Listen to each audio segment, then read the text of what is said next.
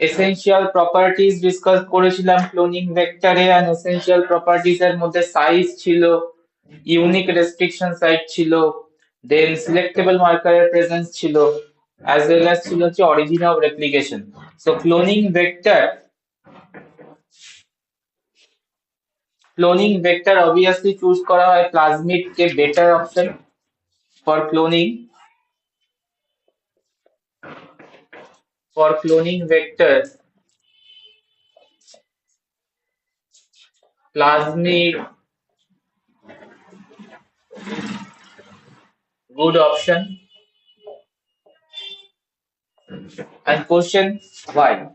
Why plasmid is good option for the cloning vector purpose? Because of some reason. Number one, plasmid encode, and আমরা already plasmid chapter cover up করেছি genetics A. That point is very needy. They cannot plasmid encode few protein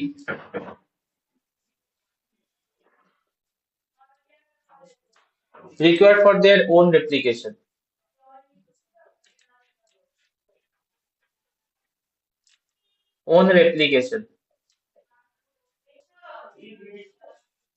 And other proteins are derived from the host.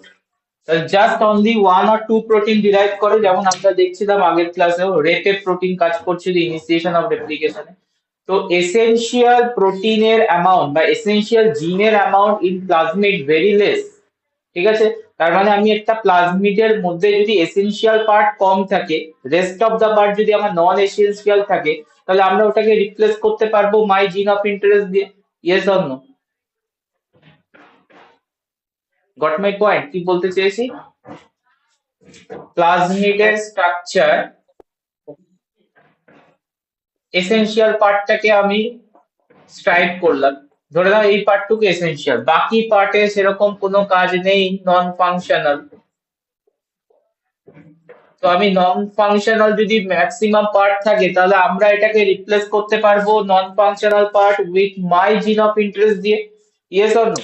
তাহলে এটা একটা better option হতে চলছে plasmid, because প্লাজমিডে অনেকটা portion non essential, and আমরা জিন of interest সাইজটা বাড়াতে পারি প্লাজমিডে।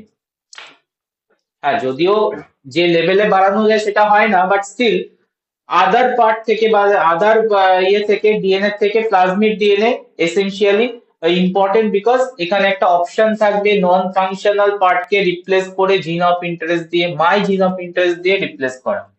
That's the first point. Number two, plasmids low molecular weight. Low molecular weight structure, and low molecular weight এর জন্য কিছু several advantage আছে, specific advantage আছে, because handling process very easy to handle, easy to handle.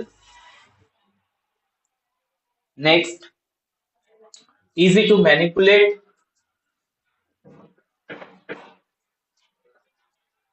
easy to manipulate। তার মানে জিন আমরা insert করতে পারি প্লাজমিডে, জিন আমরা রিমুভ করতে পারি, তো ম্যানিপুলেট করা easy. And number three, plasmid present in multiple copies.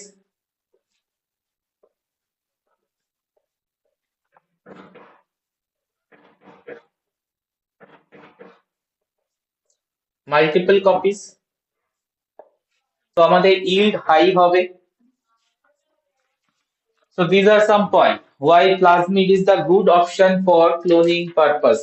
Plasmid good option for cloning purpose because essential region com, maximum portion non essential, তো আমরা gene of interest দিয়ে replace করার ability থাকবে। Plasmid এর size small, low molecular weight, এর জন্য কিছু specific advantage রয়েছে।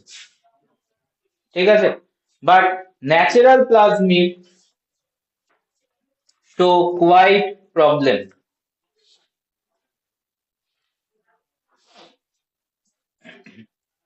Natural plasmid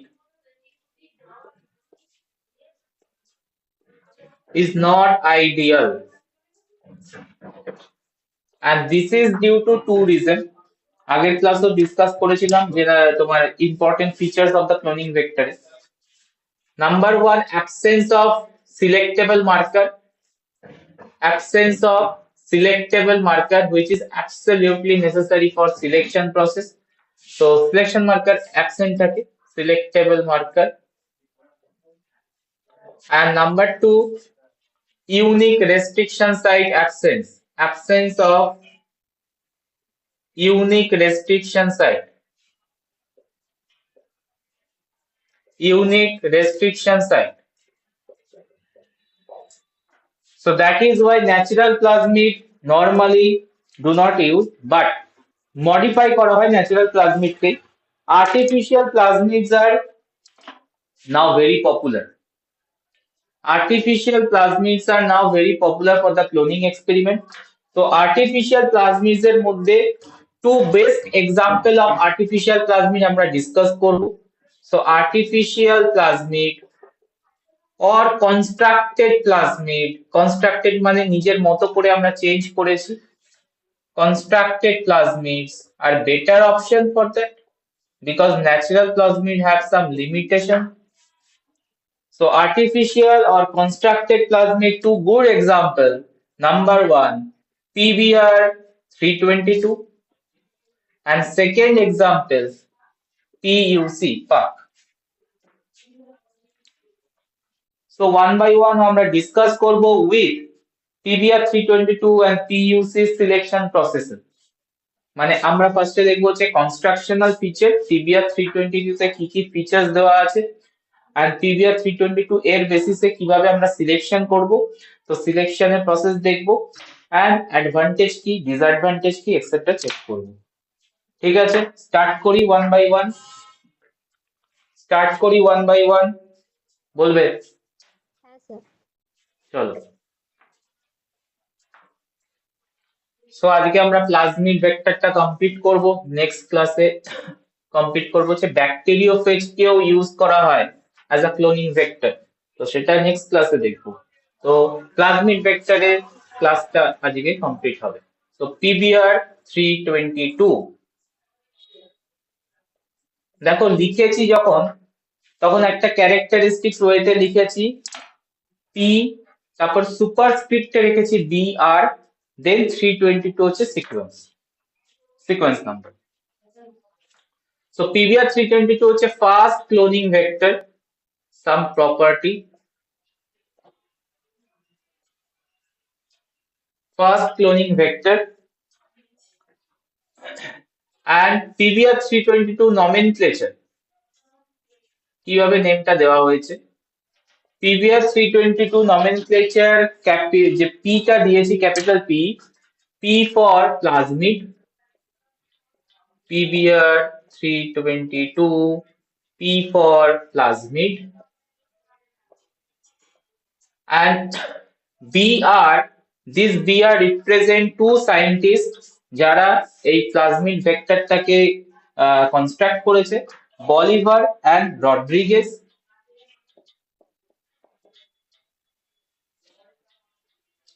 Bolivar and Rodriguez, Rodriguez. Bolivar and Rodriguez, two researchers developed this construction of PBr 322, and 322 is the sequence number.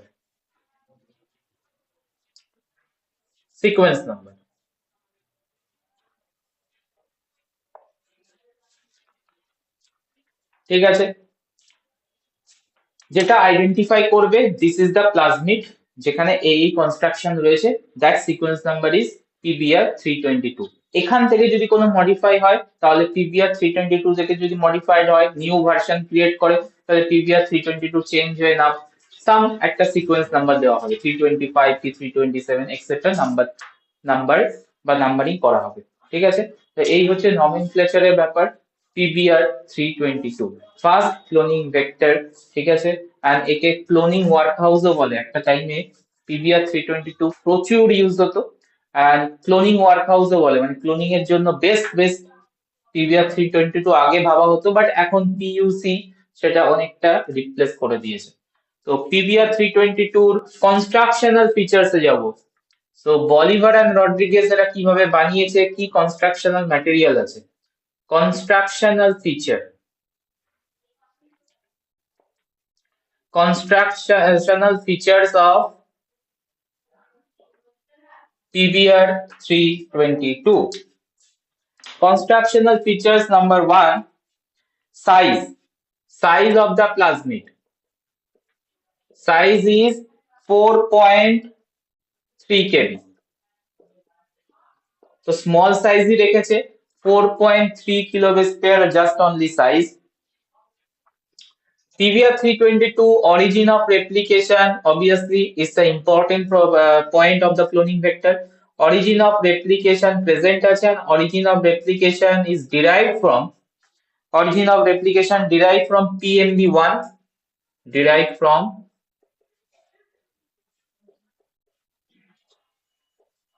PMB1 মানে আরো একটা টাইপের প্লাজমিড PMB1 থেকে derive করা হয়েছে origin of replication, which is a col E1 type plasmid, col E1 type plasmid.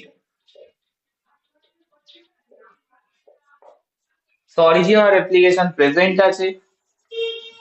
Next constructional feature, PBR 322 contain two antibiotic resistance gene in the structure. Two antibiotic resistant genes, one tetracycline, other ampicillin. Number 1, ampicillin resistant gene,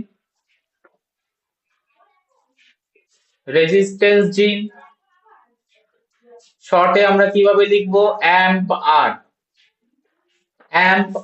R means হচ্ছে resistance জিন presence আছে, and present আছে হচ্ছে tetracycline resistance জিন। Represent করবো আমরা TET superscript capital R. Ampicillin resistance gene derived from RSF2124, plasmid, and tetracycline resistance gene derived from PSC101 plasmid. তাহলে ওরা যখন কনস্ট্রাক্ট করছিল Bolivar and Rodriguez different part থেকে, ডিফারেন্ট প্লাজমিডের পার্ট থেকে, মানে যারা আগে ট্রাই করেছিল আদার ক্লোনিং ভেক্টর, তো ডিফারেন্ট পার্ট থেকে ডিফারেন্ট জিনিস নিয়ে অ্যামালগেশন করেছে, ঠিক আছে, আর একটা বেস্ট ভ্যারাইটি তৈরি করার চেষ্টা করেছে PBR 322 ফর্মে। সাইজ স্মলই রাখার চেষ্টা করেছে, অরিজিন অফ রেপ্লিকেশন দিয়েছে যেটা পলি1 টাইপের অরিজিন অফ রেপ্লিকেশন রেখেছে, PMB1 থেকে আইসোলেট করেছে, অ্যান্টিবায়োটিক জিন রেখেছে, অ্যান্টিবায়োটিক রেজিস্ট্যান্স জিন দুটো রেখেছে, not only one, ampicillin and tetracycline. তাহলে একটা সিলেক্টেবল মার্কার ওরা সুন্দর রেখেছে, সিলেক্টেবল মার্কারে ফাংশন করবে অ্যান্টিবায়োটিক রেজিস্ট্যান্স জিন, সিলেক্টেবল মার্কারে ফাংশন করবে, অরিজিন অফ রেপ্লিকেশন আছে, সাইজ স্মল। তাহলে দেখো আইডিয়াল ফিচার্স আসছে কি আসছে না PBR 322। আমরা যে এসেনশিয়াল ফিচার্স এর কথা বলা হয়েছে সবগুলো ফিচার্স কি আমরা পাচ্ছি PBR 322 তে? বলবে?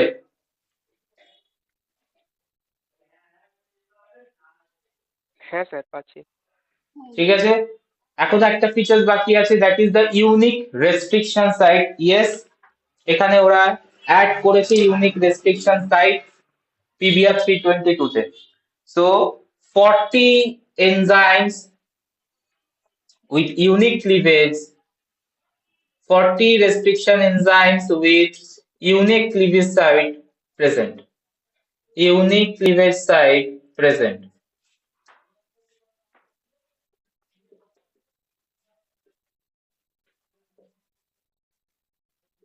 And out of 40, 19 are useful. Total 40 unique site আছে dispersely, but out of 40, 19 are useful. RE sites useful. And 19 sites located in the 11 of this located in located in TET-R gene। এই যে tetracycline resistant জিনের মধ্যে total 11 site আছে, unique cleavage site. ওকে, 2 site আছে হচ্ছে tetracycline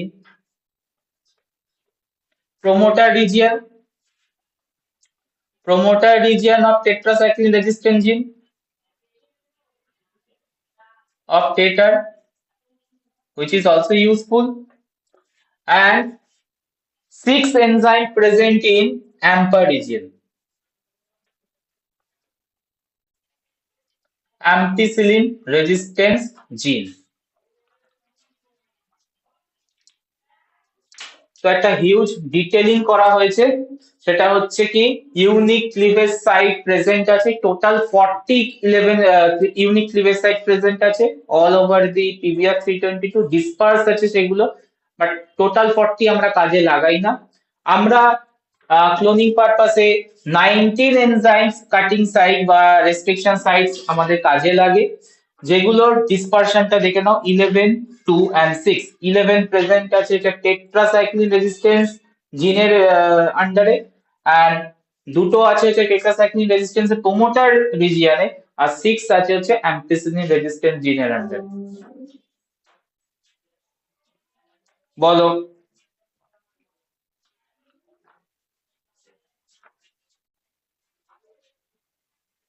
মোটামুটি clear? কনস্ট্রাকশনাল features, last point লিখবো কনস্ট্রাকশনাল feature, যেহেতু এটা পলি1 টাইপ প্লাজমিডের অরিজিন, তাহলে এর কপি নাম্বার কি দাঁড়াবে? মোটামুটি হাই হবে, মডারেট হবে, না লো হবে বলা উচিত? পলি1 type origin, moderate, low or high?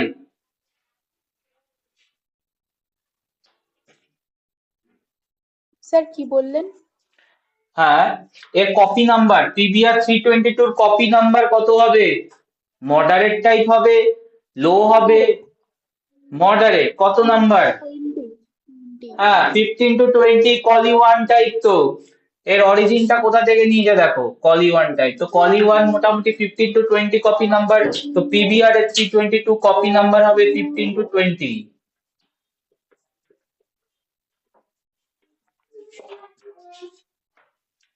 So PBR 322 কনস্ট্রাকশনাল features ডান। আমি একটা ডায়াগ্রাম আঁকবো যেখানে আরো একটু ক্লিয়ার হবে কোথায় কি রয়েছে।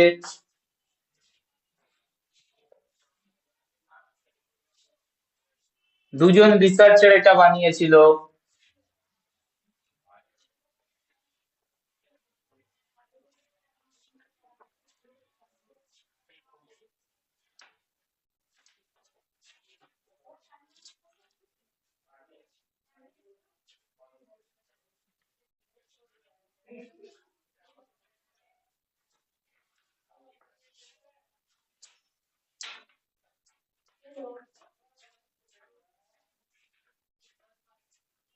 এই রিজিয়নটায় রয়েছে তোমার অ্যাম্পিসিলিন রেজিস্ট্যান্ট অ্যাম্প আর জিন।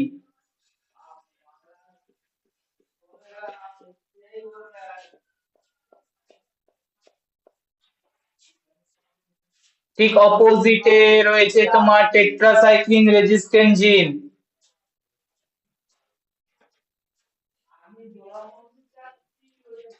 টেট আর জিন।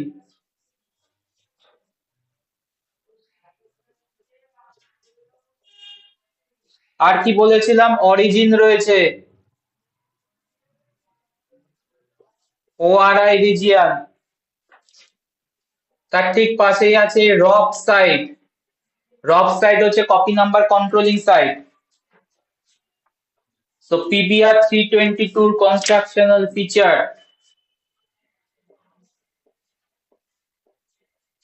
Total size 4.3 kilobase pair. Unique site মোটামুটি কিছু দেখাই, টোটাল 19 তো দেখাতে পারবো না। তো টেট আর এর মধ্যে কিছু ইউনিক সাইট আছে, যেমন আছে স্ট্যাল1 এনজাইমের সাইট, যেগুলো মোস্ট ইউজফুল। টেট আর এর মধ্যে রয়েছে BAMH1 এর কাটিং সাইট। টেট আর এর মধ্যে রয়েছে HIM3।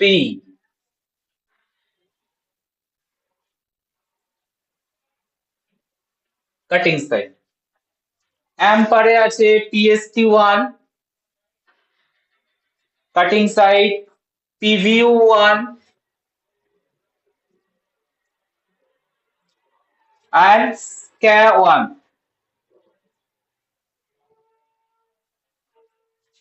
Unique restriction cleavage point. And প্রত্যেকটা এনজাইমে দেখো ওয়ান টাইম করে রেস্ট্রিকশন কাটিং সাইট প্রেজেন্ট আছে, টার্গেট সাইট প্রেজেন্ট আছে। So unique site available but well disperse, চারিদিকে ছড়িয়ে ছিটিয়ে আছে। ঠিক আছে, সবগুলো কাজে লাগাতে পারি না আমরা, কিছু কিছু রেস্ট্রিকশন সাইট কাজে আসে। Out of 40 19 are working. So 19 এর মধ্যে কিছু পয়েন্ট দেখিয়েছি, টেটারের মধ্যে সব থেকে বেশি ইউজফুল কোন এনজাইম, আর অ্যাম্পারের মধ্যে কি ইউজফুল এনজাইম। কনস্ট্রাকশনাল ফিচার্স ক্লিয়ার কিনা বলবে। PBR 322। হ্যাঁ স্যার। ঠিক আছে, এই রক প্রোটিনটার ফাংশন কি? রক প্রোটিনটার ফাংশন হচ্ছে প্লাজমিডের কপি নাম্বার কন্ট্রোল করে, কলি1 প্লাজমিডের কপি নাম্বার কন্ট্রোলে রক প্রোটিনটা কাজ করে। ঠিক আছে, সো PBR 322 কনস্ট্রাকশনাল ফিচার্স ড্র করতে হয় কিন্তু। ঠিক আছে, কোশ্চেনও দেয়, কোশ্চেনে যখন আমরা আনসার করব ড্র করব, কোথায় কি পয়েন্ট আছে দেখাবো। তো কনস্ট্রাকশনাল ফিচার্স এর বেসিসে আমরা আমরা একে সিলেক্ট করব। মানে যদি আমরা PBR 322 তোমার ভেক্টর কি ইউজ করি for the cloning purpose, cloning my gene of interest, and এটাকে যদি আমরা ট্রান্সফর্ম করি টু দা সুটেবল হোস্ট, তাহলে আমাকে তো একটা সিলেকশন প্রসেসে আসতে হবে। তো selection of PBR 322, recombinant selection, খুব ঠান্ডা মাথায় বুঝবে। recombinant selection with PBR 322। যদি প্রবলেম হয় আমাকে কোশ্চেন করবে, বাট এই জায়গাটা কিন্তু বোঝার আছে। recombinant selection with PBR 322 and that selection process is called insertional inactivation। Question তোলে insertional inactivation, insertional inactivation। ওয়ার্ডটা দেখো, ইনসারশনাল ইনঅ্যাক্টিভেশন, কিছু কি মাথায় আসছে? ওয়ার্ডটাকে স্পেস দিয়ে যদি আমি রিড করতে বলি, ইনসারশনাল ইনঅ্যাক্টিভেশন, কিছু মাথায় আসছে? Any guess what will going to happen in that process? Insertional inactivation, space দাও ওয়ার্ডটাকে।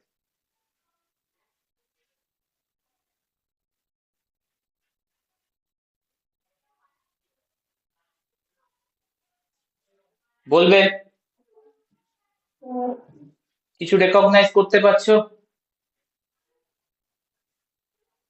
এই প্রসেসটা কিন্তু, প্রসেসের মেন আইডিয়াটাকে ওয়ার্ডে কনভার্ট করেছে। পুরো প্রসেসটা, সিলেকশন প্রসেসটাকে টু ওয়ার্ডে কনভার্ট করেছে, ইনসারশনাল ইনঅ্যাক্টিভেশন। এন্ড এটাকে কোট আনকোট থেকে কোশ্চেন হতো। কেউ ট্রাই করবে? হ্যাঁ বলো। কিছু একটা ইনসার্ট করে তারপর ইনঅ্যাক্টিভেশন করা হচ্ছে। হ্যাঁ, কোনো কিছু ইনসার্ট করা মানে আমি কি ইনসার্ট করতে যাচ্ছি এখানে? মাই জিন অফ ইন্টারেস্ট ইনসার্ট করতে চাইছি। Yes or no? ক্লোনিং করব তো। ক্লোনিং মানে কি? মাই gene of interest K clone করব। দ্যাট মিন্স আমি কোনো ভেক্টরের মধ্যে মাই gene of interest K insert করব। তো when inserted occur, that time কি হবে বলছে এরা? ইনসার্ট করলে কি হবে বলছে? ইনঅ্যাক্টিভ হবে। ইনঅ্যাক্টিভ হবে some of that gene, যেখানে আমরা ইনসার্ট করব that gene ইনঅ্যাক্টিভ হয়ে যাবে। ঠিক আছে, তাহলে ওয়ার্ডটাকে যদি আমি একটু এক্সপ্লেইন করি, ইনসারশনাল ইনঅ্যাক্টিভেশন বুঝতে সুবিধা হবে পুরো প্রসেসটা। ইনসারশনাল ইনঅ্যাক্টিভেশন মানে when gene of interest, GY লিখলাম, ঠিক আছে, gene of interest inserted into this plasmid vector, যেখানে আমরা ইনসার্ট করব into this plasmid vector, that gene going to be কি হবে? অ্যাক্টিভ না inactive? going to be inactive। Going to be inactive. তার মানে আমি জিন অফ ইন্টারেস্ট যে জায়গায় ইনসার্ট করাবো, যে জিনের আন্ডারে ইনসার্ট করাবো, দ্যাট জিনের 12টা বেজে গেল। ঠিক আছে, 11টা 10টা না, পুরোই 12টা বেজে গেছে, that means inactivated. So that process is insertional inactivation. এবার সিম্পল থিওরি কাজে লাগাও। যদি আমরা টেট আর জিনের মধ্যে আমি জিন অফ ইন্টারেস্ট কে ঢোকাই, টেট আর যে দেখালাম যে পোর্শনটা, টেট আর এ ওখানে কোনো অনেকগুলো রেস্ট্রিকশন কাটিং সাইট আছে, তো যে কোনো একটা রেস্ট্রিকশন কাটিং সাইট ইউজ করো, লাইক ব্যাম H1 ইউজ করো। ব্যাম H1 দিয়ে যদি আমরা ওখানে জিন অফ ইন্টারেস্ট কে ঢোকাই, কোন জিনের 12টা বাজবে, কোন জিন ইনঅ্যাক্টিভেট হবে, which gene going to be inactive? ওই AMPR যেটা আছে ওইটা। ব্যাম H1 কেটেছো, ব্যাম H1 কোথায় আছে? ব্যাম H1 দিয়ে যদি কাটো, এমপি কেন হবে? ওটা টেটারে আছে তো। আপনি SCA1 বলেননি, BAMH1 না, ব্যাম বললেন। H1, ব্যাম H1 বললাম, তার মানে টেট আর এর মধ্যে ঢুকবে আমার জিন অফ ইন্টারেস্ট, এন্ড জিন অফ ইন্টারেস্ট যখন টেটারে ঢুকবে, টেট আর এর জিন ইনঅ্যাক্টিভেট। আমি যদি SCA1 ইউজ করতাম বা PSQ1 ইউজ করতাম, তাহলে অ্যাম্পার যেত। তাহলে এই জায়গাটা হচ্ছেটা কি, এখানে যেটা আমি সিলেকশনটা করব, সিলেকশনের বেসিসটা হচ্ছে যে জিনের আন্ডারে আমি ইনসার্ট করাবো, that gene going to be inactivate, and এটার বেসিসেই আমি সিলেকশনে আনবো, এটার বেসিসেই আমি সিলেকশন প্রসেসে আসবো। ঠিক আছে, তাহলে চলো PBR 322 তে ক্লোনিং মেথডটা আগে পড়ে নিই, কিভাবে ক্লোনিং করা হয়। ক্লোনিং মেথড, পিবিআর 322 যে প্লাজমিডটা, যেখানে কোনো জিন নেই, সেই জায়গায় কোনো কাটিং সাইট নেই। আছে বাট কোনো কিছু ইউজফুল হবে? তুমি যদি ওখানে এন্টার করা আছে, বললাম তো 40 টোটাল আছে, পুরোটাই ডিসপার্স, আর এর মধ্যে 19টা আমাদের কাজে লাগে, বাকিগুলো কাজে লাগছে না। তার মানে হচ্ছে বাকিগুলো কোথায় রয়েছে, অ্যাম্পার টেটারের বাদ দিয়ে অন্যান্য জায়গায় রয়েছে। এবার তুমি যদি ওই জায়গায় কাটিয়ে ঢোকাও, তাহলে কোনো জিন ইনঅ্যাক্টিভেট হতে যাচ্ছে না, তুমি সিলেকশন করবে কি করে দেন?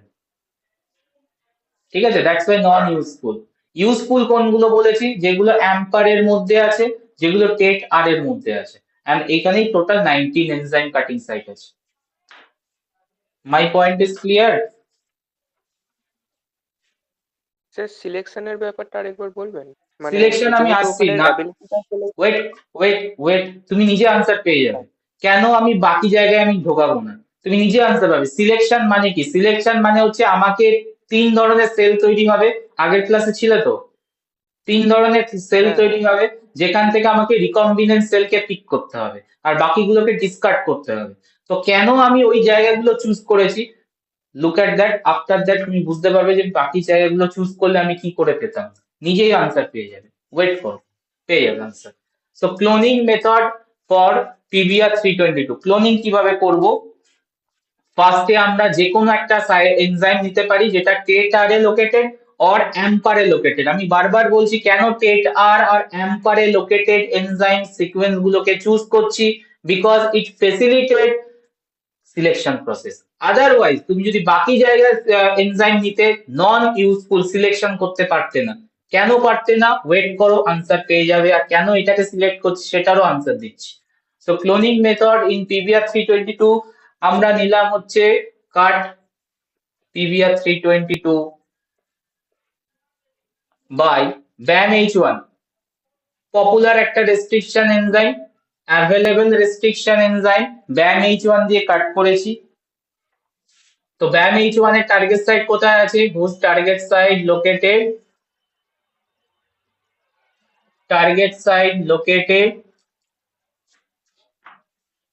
at tetracycline resistant gene, yes or no? এরপরে আমরা কি করব Yes, নেক্সট sir. স্টেপে?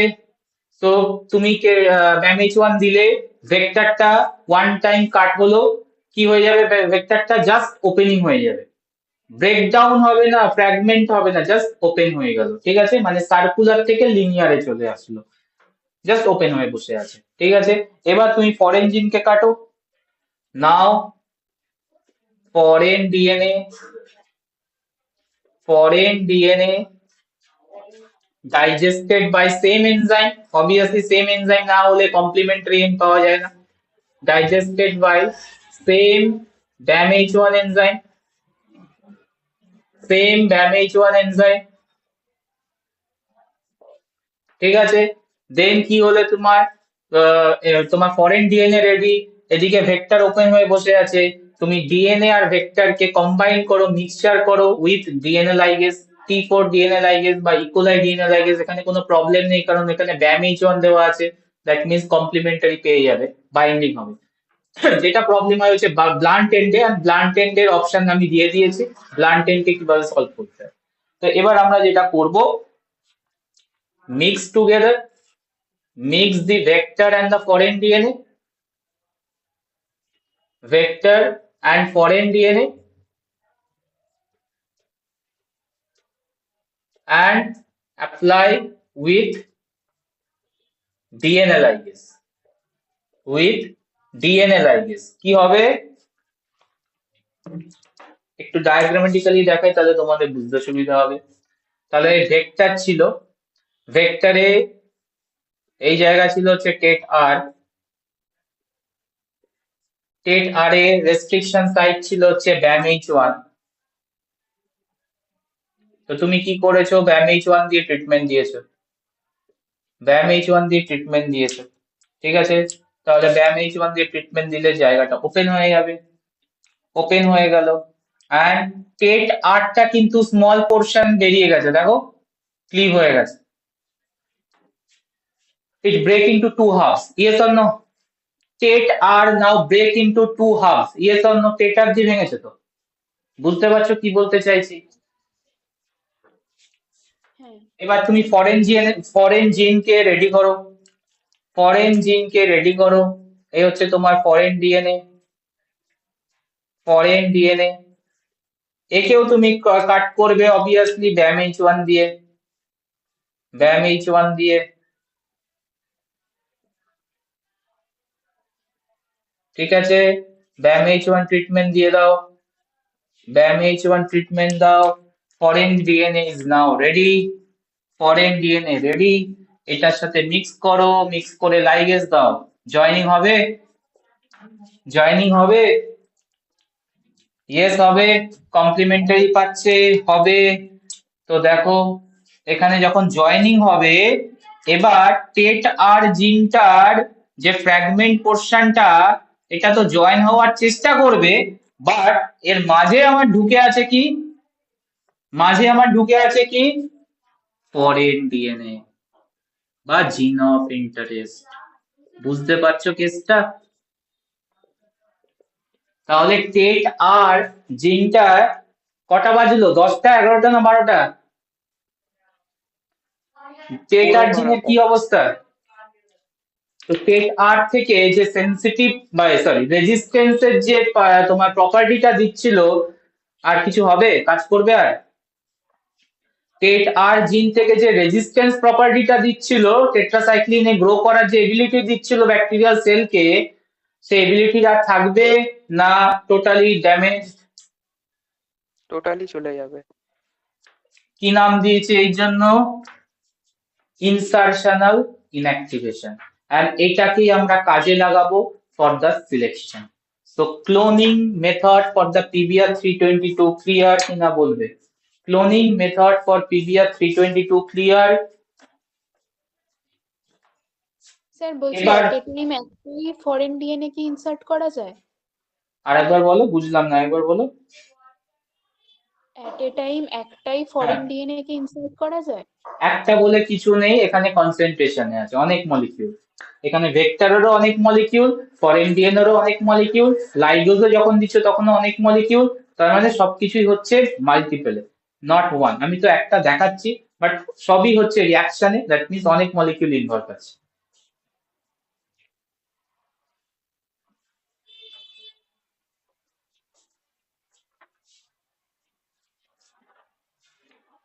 ঠিক আছে, ক্লোনিং মেথড ঠিক আছে। তাহলে এবার ভাবার Yes, sir. চেষ্টা করো কেন আমি টেট্রাসাইক্লিন রেজিস্ট্যান্সেরই তোমার টার্গেট সাইট গুলো চুজ করছিলাম।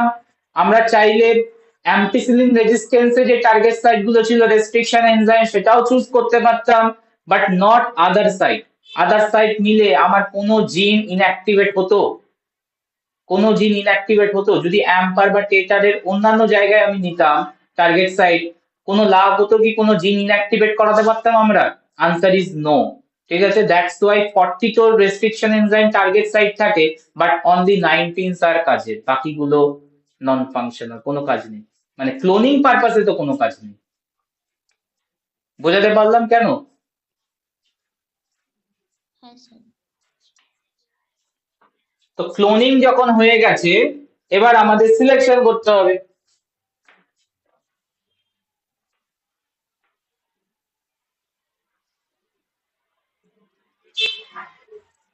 সিলেকশন মেথড, ঠান্ডা মাথায় বুঝবে, সিলেকশন মেথড।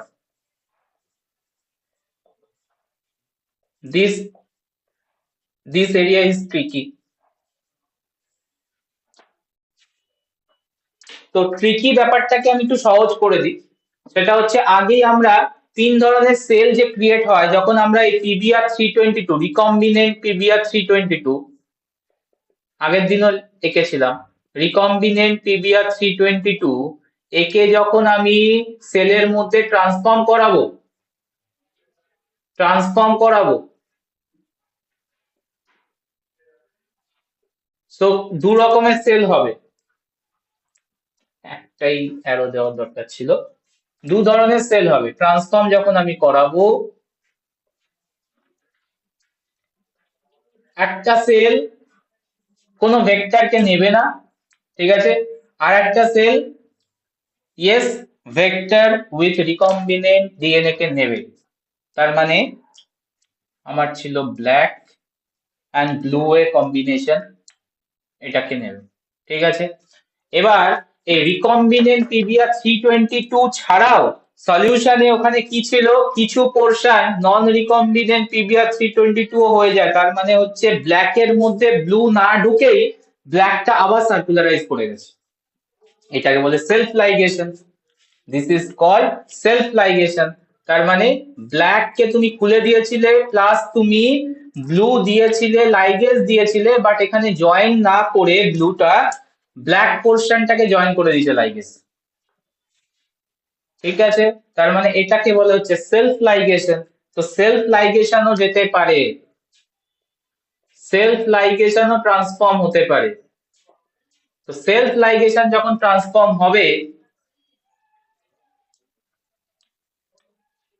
দেখে নাও। So 3 category cells now prepared, produced. 3 category cells are produced. এটা তো নন ট্রান্সফর্ম সেল, নন ট্রান্সফর্ম সেল।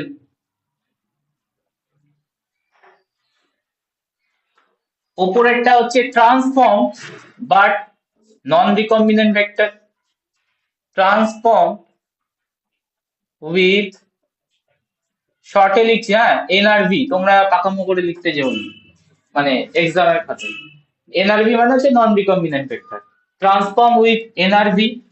আর এটা লিখবো হচ্ছে transformed with,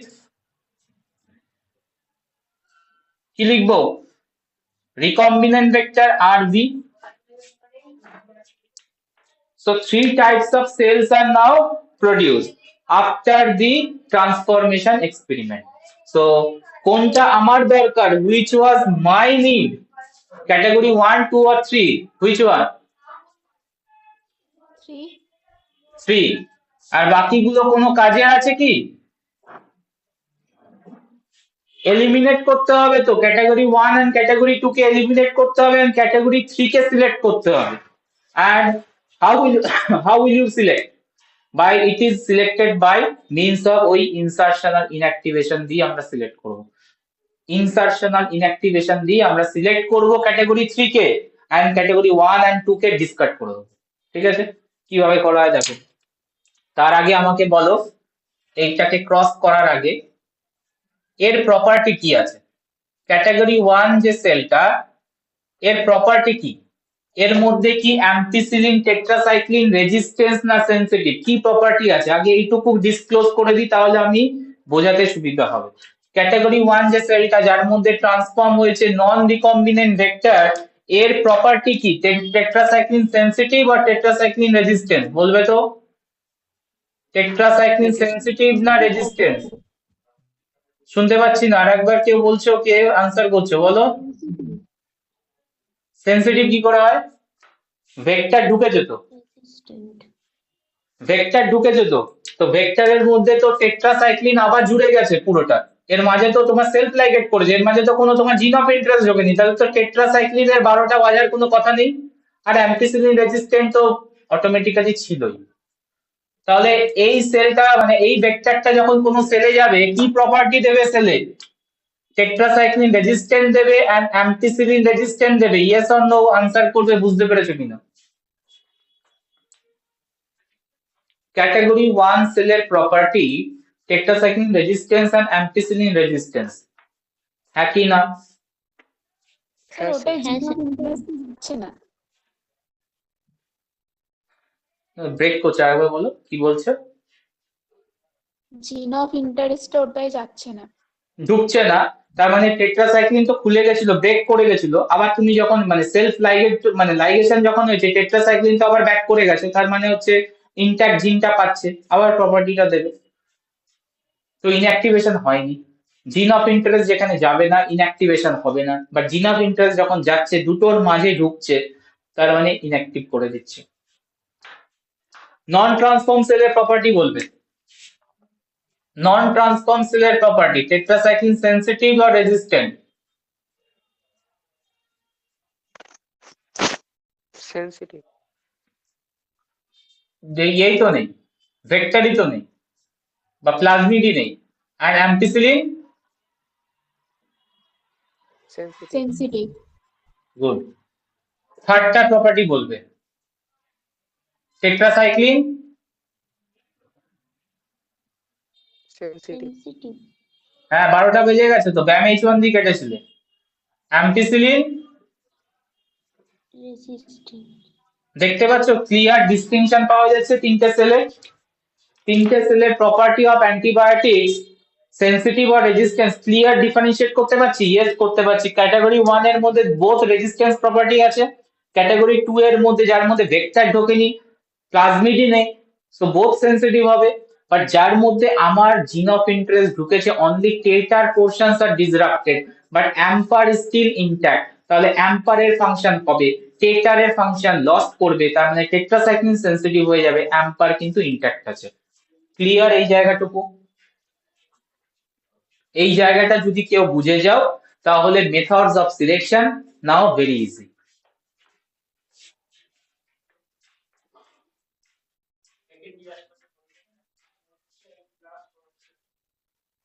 clear? Genetic property okay. Now এবার সিলেকশনে যাও। নাও সিলেকশনে চলো। ফার্স্টে গ্রো করাও, ব্যাকটেরিয়াল সেলকে গ্রো করাও ampicillin resistance, ampicillin containing media plus ampicillin. তো প্লাস অ্যাম্পিসিলিন যারা দিচ্ছে গ্রোথ কাদের আসবে, কলোনি কাদের আসবে? প্লাস অ্যাম্পিসিলিন কন্টেনিং মিডিয়াতে গ্রো করাচ্ছ, কোন কোন ক্যাটাগরি সেল গ্রো করবে? 1 এরটা 3 এরটা। তো এই জায়গাগুলো লিখে নেওয়ার পর সুবিধা হলো না, কারা কারা গ্রো করবে। তো এখানে কিছু কলোনি আসবে, ঠিক আছে, 6টা কলোনি রেখেছি। অ্যাম্পিসিলিন মিডিয়ামে গ্রো করালে তুমি 6টা কলোনি, 6 কলোনি আসছে। এখন কোন কোন সেল আসবে, এরা কি গ্রো করতে পারবে? কারা পারবে? এটা পারবে, ইয়েস অ্যাম্পার প্রপার্টি আছে গ্রো করবে, এখানেও অ্যাম্পার প্রপার্টি আছে গ্রো করবে। তাহলে অলরেডি একটা সেলের type eliminated. Point clear? Already one cell type eliminate করে দিয়েছে, যেটা আমার এলিমিনেট করার দরকার ছিল স্টার্টিং এ, non transform cell eliminated. Clear? অ্যাম্পিসিলিনে গ্রো করিয়ে বাকি আছে কি ক্যাটাগরি 1 এন্ড ক্যাটাগরি 3 এর মধ্যে ডিস্টিংশন ক্রিয়েট করা এন্ড ক্যাটাগরি 1 কে রিমুভ করা এন্ড ক্যাটাগরি 3 কে সিলেক্ট করা, হ্যাঁ কি না? তো কি করব, কি করব এবার যেটা আমরা করব, অ্যাম্পিসিলিনে গ্রো করানোর পর the colony that is form replica plating করব। Replica plating into the another agar media which contain tetracycline now, which contain tetracycline antibiotic। ঠিক আছে, রেপ্লিকা প্লেটিং কি তোমাদেরকে বলেছিলাম জেনেটিক্স এর ক্লাসে what is replica plating? Answer করবে তো? হ্যাঁ বলেছিল। কি বলেছিলাম? আগে আমরা কলোনি গুলোকে নাম্বারিং করে দেবো, 1 2 3 4 5 6 এন্ড যে পজিশনে আছে সেই পজিশনে গিয়ে আমরা কলোনি এস্টাবলিশ করব নেক্সট মিডিয়ায়। তাহলে 1 এর কলোনি এই জায়গায় রয়েছে, তাহলে 1 এর কলোনি এখানেই রাখবো, 2 এর কলোনি এখানে দেব, 3 এর সেলকে এখানে দেব, 4 এর সেলকে এখানে ইনোকুলেট করব, 5 এন্ড 6। দেখো একটা জেরক্সের কপি মতো তৈরি করেছি, জেরক্স কপি লাইক তৈরি করেছি, মানে রেপ্লিকা তৈরি করেছি। এটাকে বলা হচ্ছে রেপ্লিকা প্লেটিং। তার মানে 1 এর সেল তুলে নিয়ে আমরা এখানে ইন্ট্রোডিউস করেছি 2 এর সেল সেম পজিশনে যেখানে যে ছিল। এবার আমরা দেখতে পাচ্ছি সেল নাম্বার 1 গ্রো করতে পারছে না এন্ড সেল নাম্বার 6 গ্রো করতে পারছে না। এটাকে আমি ডটেড লাইন দিয়ে দেখাচ্ছি যারা গ্রো করতে পারছে না। ঠিক আছে, 1 আর এটা হচ্ছে 6, বাকিগুলো গ্রো করছে। নাম্বারিং গুলো আবার এস্টাবলিশ করে দাও, 1 2 3 4 5 6। তো কি বলবে?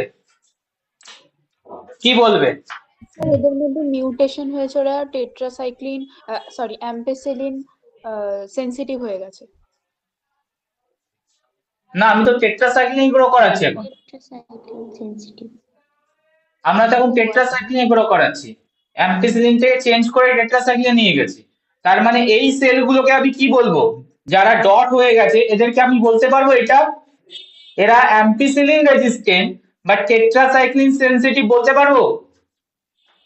আনসার করবে তো? হ্যাঁ হ্যাঁ স্যার। আচ্ছা, আর যারা কলোনি ডেভেলপ করলো in both plate, that means 4 5 2 and 3, এই সেলগুলোকে আমরা কি বলবো? অ্যাম্পার অ্যাজ ওয়েল অ্যাজ টেট আর বলতে পারবো? হ্যাঁ স্যার। কোনটা লাগবে আমার? বলো কোনটা লাগবে? 3 নম্বরটা লাগবে, মানে কোন এখানে নাম্বারিং বলো কোনটা লাগবে আমার? 1 আর 6। 1 আর 6 লাগবে। পাবো কোথা থেকে? এরা তো গ্রো করেনি, এই প্লেটে তো গ্রো করেনি। ঠিক আছে, বাট এই প্লেটে তো গ্রো আছে, তাহলে আমি এখান থেকে 1 আর এখান থেকে 6 কলোনি বের করে নেব এন্ড টেস্ট টিউবের মধ্যে সলিউবল করে দেবো। দ্যাট মিন্স আমার cells are prepared, this cells my recombinant cell, যার মধ্যে আমার জিন অফ ইন্টারেস্ট ঢুকে আছে। মাথায় না ঢুকে থাকলে আবারও বলবে, আমি বলবো, বাট তোমরা একবার ভালো করে চেক করো কি হলো কেসটা। সিলেকশন প্রসেস ভেরি ইন্টারেস্টিং যদি বুঝতে পারো।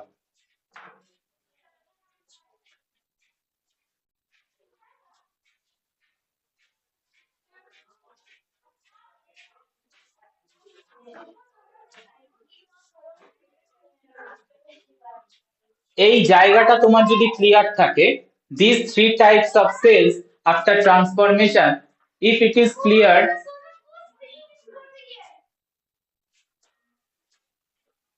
তাহলে তোমার এই জায়গাটা মেথডস অফ ডিটেকশন আর মেথডস অফ সিলেকশন ক্লিয়ার থাকবে।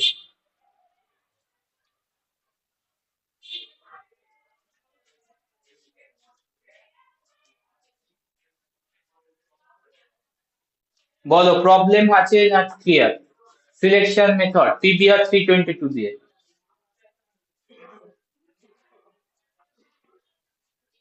ঠিক আছে স্যার। বাকিরা বলবে। বুঝেছি। ঠিক আছে, এটা আমরা সিলেকশন মেথড করলাম যখন আমরা ব্যাম H1 দিয়ে কাটিং করেছি। আবারও বলছি, ব্যাম H1 দিয়ে কাটিং করেছি, তার জন্য এটা সিলেকশন মেথড। ঠিক আছে, তোমরা এখন সিলেকশন মেথড লেখো, খুব আউটলাইন লিখবে। আমি যদি ক্লোনিং এর টাইমে ব্যাম H1 না ইউজ করে PST1 ইউজ করতাম, ক্লোনিং এর স্ট্র্যাটেজি আমরা ইউজ করেছি, ব্যাম H1 নেই, বাট আমরা PST1 ইউজ করেছি, তাহলে আমরা সিলেকশন মেথড কিভাবে সাজাবো? আউটলাইন করো।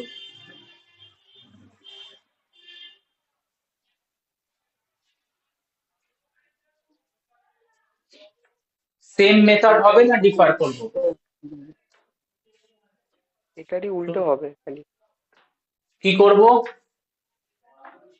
মানে উল্টোটা প্রথমে মানে কি? অ্যাম্পিসিলিন দিয়ে গ্রো করাচ্ছি, এখানে অ্যাম্পিসিলিন প্রথমে দেবো না, প্রথমে টেট্রাসাইলিন দিয়ে গ্রো করাবো, পরে তারপরে রেপ্লিকা প্লেটিং অ্যাম্পিসাইলিন অ্যাড করে করব। তখন দেখবো যে গ্রো করবে না, যেহেতু অ্যাম্পিসিলিনে আমার আমাকে রেজিস্ট্যান্সের এই প্রপার্টিটাই চলে এই যাবে। এই সেলগুলো ক্যারেক্টার বলো, যখন PST1 দিয়ে কাটিং করেছো এই সেলের ক্যারেক্টার বলো, তাহলে এটা বুঝতে তো পারবো। মানে হ্যাঁ, ওইখানে দুটোই রেজিস্ট্যান্ট, ওখানে কিছু ওকে, হচ্ছে না। ওকে। এইটা ওটাও সেম, ওখানে মানে ওখানেও কোনো থাকছে। চেঞ্জ হবে না। PST1 হ্যাঁ, কাটিং করলে চেঞ্জটা কোথায় হবে? এই জায়গায় ওই আসবে। ওই সেলে। হ্যাঁ, এখানে কেট আর হয়ে যাবে অ্যান্ড অ্যাম্পিসিলিন সেনসিটিভ হয়ে যাবে। এবার তুমি এটাকে ডিটেক্ট করার জন্য তুমি যদি ফার্স্টেই অ্যাম্পিসিলিন দাও, প্রবলেম বুঝতে পারছো কি হবে? এটাকে ডিটেক্ট করার জন্য তুমি যদি ফার্স্টে অ্যাম্পিসিলিন দাও, তোমার তো থার্ড সেলটা ফার্স্টে কেটে বেরিয়ে গেল। বুঝতে পারলে না? তাহলে অ্যাম্পিসিলিন দেওয়া যাবে না। এখন আমাকে ঘোরাতে হবে। দ্যাট মিন ফার্স্টে আমাকে সব সেলের কাউন্টিং নিতে হবে। দ্যাট মিন ফার্স্টে আমি টেট্রাসাইক্লিন দেওয়াবো, যেখানে ক্যাটাগরি 3ও গ্রো করবে, ক্যাটাগরি 1ও গ্রো করবে। তারপরে আমরা রেপ্লিকা প্লেটিং করে সেপারেটলি করব, অ্যাম্পিসিলিন দেবো। তো depending on cloning strategy, which enzymes are used during the cloning strategy, PBR 322 selection process A slight variation আসবে। and question কিন্তু এভাবেই দেবে, যখন তোমাকে সিলেকশন মেথড বলবে ওরা কিন্তু বলে দেবে যে কোন এনজাইম দিয়ে কাটিং, মানে একটা বড় সড়ো গল্প দেবে হিস্ট্রির মতো করে, তোমাকে 2 মিনিট ধরে কোশ্চেনটাকে পড়াবে। ওখানে কিন্তু ক্লিয়ার মেনশন করানো থাকবে যে কোন এনজাইম দিয়ে কাটিং করেছে। এবার তুমি তার রেসপেক্টিভ সিলেকশন প্রসেসটা মেনশন করো। যদি BAM-H1 কাটিং সাইট হয় বা এমন একটা এনজাইম কাটিং সাইট যেটা অ্যাম্পারে আছে বা টেট আরে আছে, তার রেসপেক্টিভ কিন্তু তোমার সিলেকশন প্রসেস লিখতে হবে। Point clear everyone?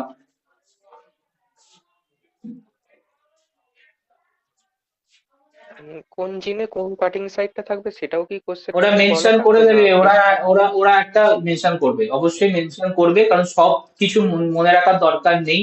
যে কটা বলেছি ইম্পর্টেন্ট সেগুলোই মনে রাখবে। BAM-H1 এর লোকেশন, দেন তোমার PST1 এর লোকেশন, এদিক থেকে আরো দু একটা বলেছিলাম যেগুলো, যে ওগুলোই মনে রাখবে। এবার যদি ওরা নিজের মতো করে দেয়, সেটা ওরা মেনশন করে দেবে যে এটা কোথায় লোকেটেড। ওই যে বললাম তোমাকে 2 মিনিট ধরে কোশ্চেনটাকে পড়াবে।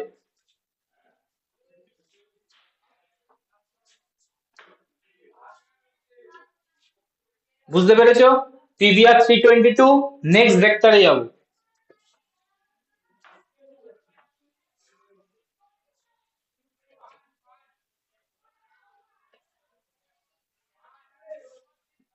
PBR 322 কিছু অ্যাডভান্টেজ আছে, অ্যাডভান্টেজটা বলে দিই তারপর TUC তে যাচ্ছি।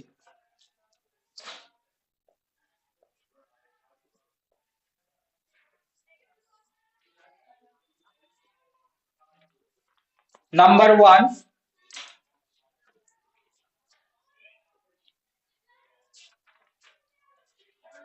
হ্যাঁ, PBR 322 কে অ্যাডভান্টেজ হচ্ছে তোমার নাম্বার 1, এর দুটো selectable marker, 2 selectable marker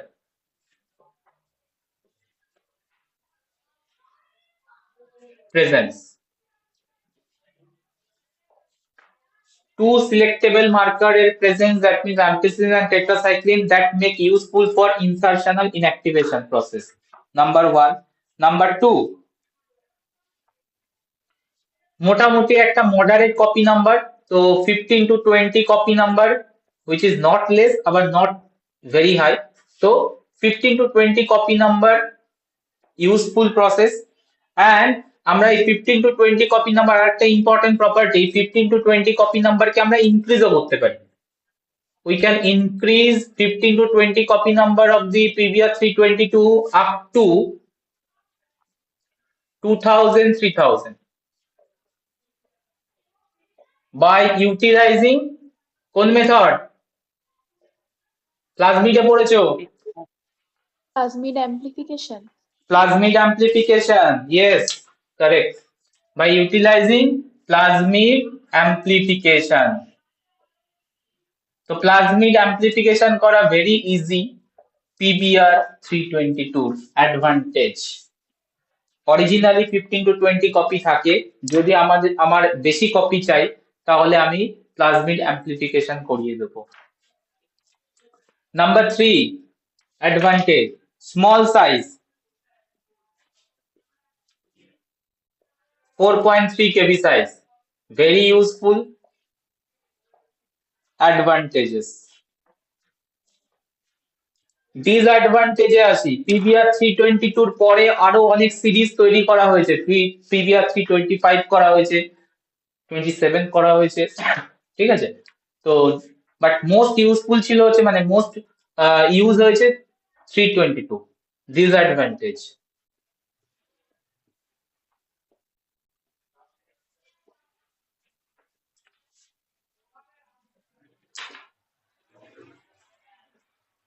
first most disadvantage হচ্ছে পিবিআর 322, আগের দিনে ক্লাসেই বলছিলাম, কনজুগেটিভ প্লাজমিড। কনজুগেটিভ প্লাজমিড তার মানে কি করতে পারে, এদের এবিলিটি কি আছে, জাস্ট আগে প্রিভিয়াস ক্লাসেই পড়লে কনজুগেটিভ প্লাজমিডের এবিলিটি কি আছে, ডোনার রেসিপিয়েন্ট পেয়ারিংটা হবে। পেয়ারিং হবে। যদি ওর সাথে এফ প্লাজমিড থাকে তাহলে কি করবে, পিভিআর 322 রেসিপিয়েন্টকে দিয়ে দেবে, ঠিক আছে। তার মানে হরাইজন্টাল জিন ট্রান্সফারকে অন করে দেবে। হরাইজন্টাল জিন ট্রান্সফারকে অন করে দেওয়া মানে ইমপ্লিকেশন বুঝতে পারছো, একটা সেল থেকে আরেকটা সেলে চলে যাচ্ছে প্রপার্টি। মিন্স যদি কোনো প্রপার্টি আমি রেস্ট্রিক্ট করতে যাই, মানে আমি ল্যাবরেটরি মেথডে তো অনেক কিছু চেক করা হয়, ইনক্লুডিং ভিরুলেন্স প্রপার্টি অফ আ জিন। আমার জিন অফ ইন্টারেস্টটা কোনো ভিরুলেন্স প্রপার্টি হতে পারে। যদি ভাবো এই ধরনের ব্যাপারটা হয় কনজুগেটিভ, বা আমি ওয়ার্ক করছি, আমার জিন অফ ইন্টারেস্টটা ভিরুলেন্স, ভাবো কি হতে চেয়েছে। তো একটা সেল যার মধ্যে আমি ইনসার্ট করলাম, ওর মধ্যে রেস্ট্রিক্ট থাকবে, থাকবে না। ও কি করবে, পাস অন করে দেবে, হরাইজন্টাল জিন ট্রান্সফার করে দেবে। কনজুগেটিভ প্লাজমিড তো হরাইজন্টাল জিন ট্রান্সফার করে দিয়ে ন্যাচারাল ব্যাকটেরিয়াকেও ও ট্রান্সফার করে দেবে। তার মানে এর একটা কিন্তু ব্যাড ইমপ্লিকেশন আছে, মানে সব জিন নিয়ে কাজ করা যাবে না, ঠিক আছে, একটা এনভায়রনমেন্টাল ইমপ্লিকেশন আছে। তো রেস্ট্রিকশন ওখানে চলে আসবে পিভিআর 322 তে, কনজুগেটিভ প্লাজমিড হওয়ার জন্য। It can pass on the DNA, conjugation করতে পারে with the help of F plasmid, ঠিক। তো এই একটা বিগেস্ট ডিসঅ্যাডভান্টেজ। এই কারণে পিভিআর 322 কে সরিয়ে পিভিআর 327 এ নিয়ে যাওয়া হয়। পিভিআর 327 এ কিন্তু নন কনজুগেটিভ করে দেওয়া হয়েছিল, মানে মিউটেশন করে দেওয়া হয়েছিল। কনজুগেশনে তো অনেক কনজুগেটিভ প্লাজমিডের ওই এফেক্টিভ পেয়ার ফরমেশনে অনেকগুলো জিন কাজ করে, তো জিনে মিউটেশন করে দেওয়া হয়, তারপরে ওটাকে নন কনজুগেটিভ বানানো হয়। So disadvantage number 1। Disadvantage number 2, ঠিক এই কারণে কি বললাম, পিবিআর 327 বানানো হয়, PBR 327 which is non conjugative, non conjugative।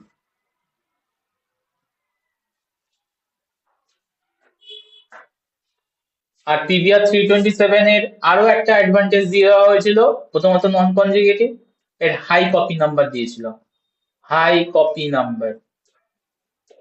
High copy number কিভাবে পসিবল, ন্যাচারালি প্লাজমিড অ্যাম্প্লিফিকেশন ছাড়া কিভাবে হাই কপি নাম্বার পসিবল, ওর যে রব প্রোটিনটা বা রব জিনটা ছিল না, আমরা কনস্ট্রাকশনে দেখো পিভিআর 322 এর মধ্যে একটা রব জিন দিয়েছিলাম, যেটা হচ্ছে কন্ট্রোল করে কপি নাম্বারকে। তো রব জিনটাকে ডিলিট করে দাও, কন্ট্রোল করার কিছু নেই। তার মানে কি হবে, প্লাজমিড 15 to 20 তে রেস্ট্রিক্ট থাকবে না, ও কন্টিনিউয়াসলি ইনক্রিজ করতে থাকবে, ঠিক আছে, ন্যাচারালি, উইদাউট অ্যাম্প্লিফিকেশন প্রসেস, মানে without antibiotic treatment. Point clear. So PVR 327 PVR 322 এর আপডেট, পিভিআর 327 এ দুটো আপডেটেশন করা হয়েছে। পিভিআর 322 স্টিল ইউজ হয়, একটা স্লাইট আপডেশন যেটা হচ্ছে তোমার হাই কপি নাম্বার, ওটা অনেক সময় কাজে লাগে, অনেক সময় কাজে লাগে না। আর সেকেন্ডটা হচ্ছে যদি কেউ ভিরুলেন্স জিন নিয়ে, জিন অফ ইন্টারেস্ট নিয়ে কাজ হয়, তাহলে তো পিভিআর 322 ওয়ার্ক করা রেস্ট্রিকশন আছে অবভিয়াসলি, কারণ কনজুগেটিভ। তো পিভিআর 327 তখন বেটার, কারণ ও নন কনজুগেটিভ।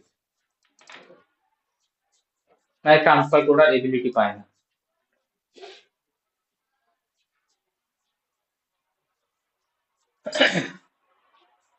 বলো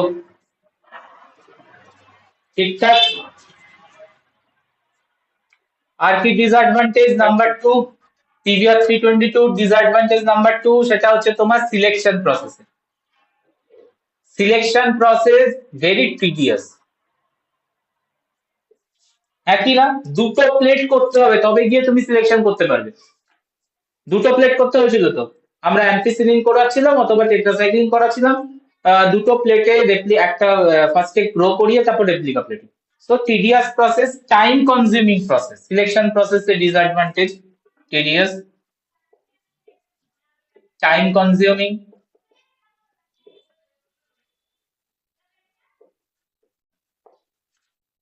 ঠিক আছে, and multiple plate needed, multiple plate যখনই তুমি নিড হবে and replica plating করবে, একটা প্লেট থেকে আরেকটা প্লেটে দেবে, তখন চান্স অফ কন্টামিনেশন বাড়বে না কমবে? চান্স অফ কন্টামিনেশন প্লেটে ইনক্রিজ, তাহলে chance of contamination also increase. একটা ফেমাস ওয়ার্ড আছে না তোমার ইয়েতে ল্যাবে, কন্টা কন্টা বলে লোকে, কন্টা হয়ে গেছে, কন্টা হয়ে গেছে, লোকে পাগল হয়ে যায় এই কন্টার চোটে। কন্টা মানে হচ্ছে কন্টামিনেশন, মানে নিজের সেল বাদ দিয়ে আমি অন্যের সেলকে এখন গ্রো করাচ্ছি, তো সেটাকে বলে কন্টামিনেশন। এই কন্টামিনেশন খুব প্রবলেমেটিক, যে ল্যাবে আছে সেই ল্যাবে সে ভোগে আর কি, যারা কাজ করে। তো chance of contamination high in case of PBR 322 because multiple time মানে 2 times প্লেটিং করতে হবে। তার মধ্যে একটা রেপ্লিকা প্লেটিং এর ব্যাপার আছে, যেখানে তোমার যদি প্রপারলি মেনটেন না হয় কন্টামিনেশন চলে আসবে প্লেটে আর তোমার সেল গুলোকে নষ্ট করে দিতে পারে।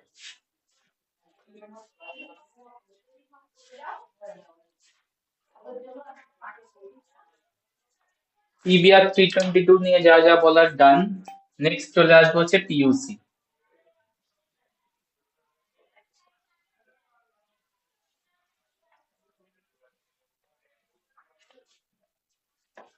সো এখন পিইউসি হচ্ছে বেটার। কেন বেটার আসছি, তার আগে আমরা পুরো ব্যাপারটা দেখে নিয়ে constructional features as well as selection method PUC cloning vector.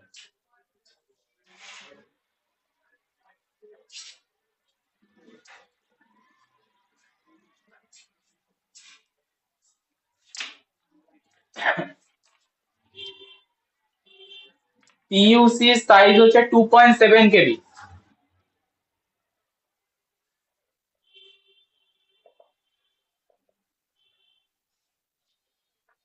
আরো রিডিউসড 4.3 ছিল, পিইউসি 2.7। আচ্ছা, এর nomenclature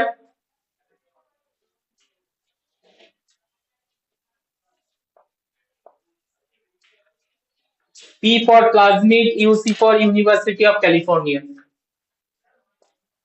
P for plasmid, and the researcher that make the plasmid from University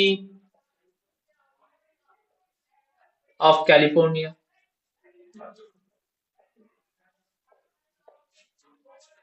Next চলে আসবো কনস্ট্রাকশনাল ফিচার।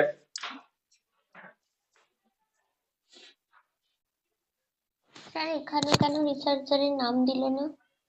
তার মানে অনেকে কাজ করেছে, ওরা যেমন দুজনে কাজ করেছে, এখানে অনেকে ইনভলভ ছিল, অনেক ডিপার্টমেন্ট ইনভলভ ছিল ইউনিভার্সিটির মধ্যে, দ্যাটস ওয়াই টোটাল নেম দিয়ে দিয়েছে কনস্ট্রাকশনাল ফিচার।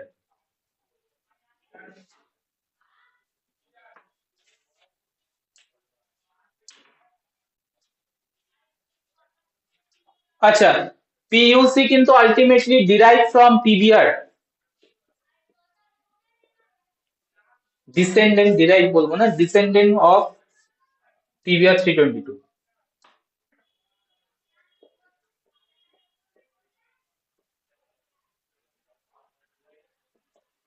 of PBR 322.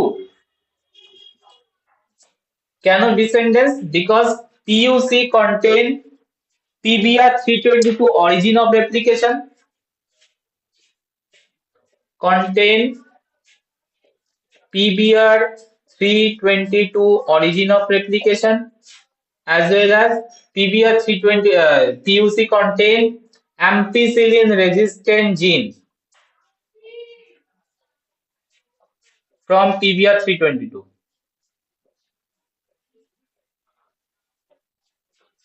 সো দুটো জিন বা দুটো জায়গাকে সেম রাখা হয়েছে PBr322 এর, একটা হচ্ছে অরিজিন সাইট আর একটা হচ্ছে অ্যাম্পিসিলিন রেজিস্ট্যান্স সাইট। এই দুটো পার্ট পিবিআর থেকে নিয়েছে আর বাকিটা কনস্ট্রাক্ট করেছে অন্যভাবে। দেখা যাক কি দিয়েছে। নেক্সট যেটা ওরা অ্যাড করেছে, সেকেন্ড অ্যান্টিবায়োটিক জিনটাকে অ্যাবলিশ করে দিয়েছে। সেকেন্ড অ্যান্টিবায়োটিক জিন ছিল হচ্ছে tetracycline resistance, that gene will be now abolish and replace করেছে UC vector content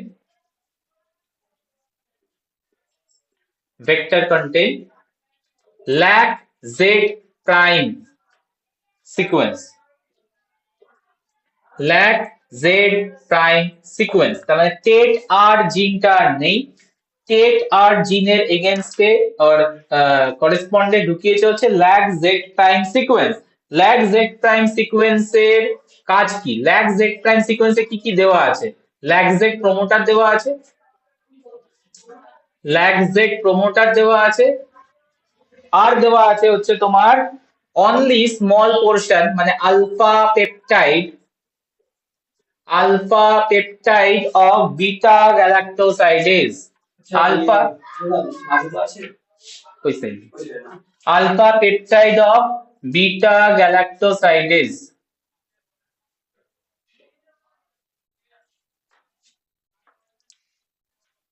So PUC vector change হয়েছে পিবিআর থেকে, অ্যাম্পারটা still intact, origin intact, but new যেটা ঢুকলো সেটা হচ্ছে lac z prime। আর lac z prime এ সিকোয়েন্সের মধ্যে কি কি আছে? lac z prime এর আছে হচ্ছে lac z প্রমোটার দেওয়া আছে, যেখান থেকে একটা বিটা গ্যালাক্টোসাইডেজ এর পুরো ফরমেশন আসবে না, বিটা গ্যালাক্টোসাইডেজ এর অনলি আলফা পোর্শন তৈরি হবে। এবার beta galactosidase, can you remember what is beta galactosidase and what is its function? Beta galactosidase মনে পড়ে? আগের সেমে পড়ে এসছো। ল্যাক ও পেরোনেজ। হ্যাঁ, বিটা গ্যালাক্টোসাইডেজ তাহলে করে কি? কি করছিল ওরা? ল্যাকটোজটাকে ভেঙে দেয়। একদমই তাই, ল্যাকটোজকে ব্রেকডাউন করে, ল্যাকটোজের যে বন্ডটা আছে between the glucose and galactose, beta 1,4 linkage break করে এন্ড গ্লুকোজ গ্যালাক্টোজকে সেপারেট করে দেয়। সো বিটা গ্যালাক্টোজের অনলি আলফা পেপটাইড প্রডিউস করার এবিলিটি রাখে lac z prime, ঠিক আছে?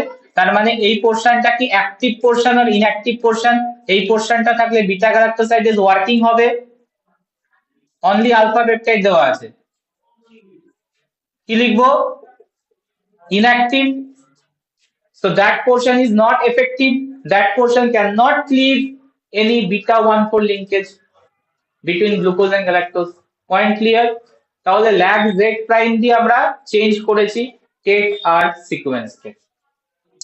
আর কি নতুন কিছু করা হয়েছে দেখা যাক পিইউসি তে। পিইউসি তে আরো একটা নতুন জিনিস যেটা আছে সেটা হচ্ছে polylinker sequence.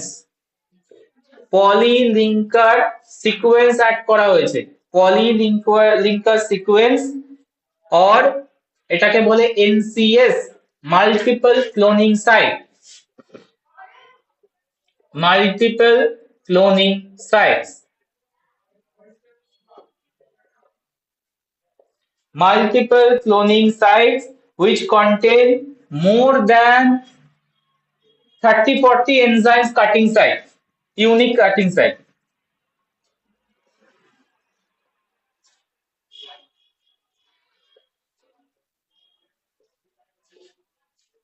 More than 40 unique restriction site, আর ই লিখলাম।